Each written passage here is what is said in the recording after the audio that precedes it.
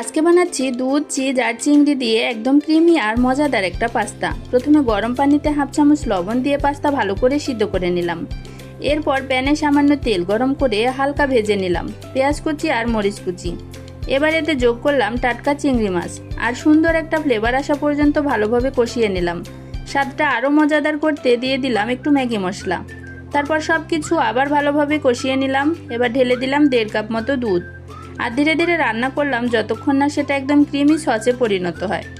সবশেষে আগে থেকে রাখা চিজ ওপরে দিয়ে ঢেকে রাখলাম 2 মিনিট, যাতে পুরো পাস্তায় সুন্দরভাবে মিশে যায় সেই দারুণ চিজি ফ্লেভার। আর এভাবেই তৈরি হয়ে গেল আজকের স্পেশাল ক্রিমি চিজি পাস্তা। ঘরোয়া উপকরণে একদম রেস্টুরেন্ট স্টাইল স্বাদ। ভিডিওটি ভালো লাগলে অবশ্যই লাইক, কমেন্ট আর শেয়ার করে পাশে থাকবেন।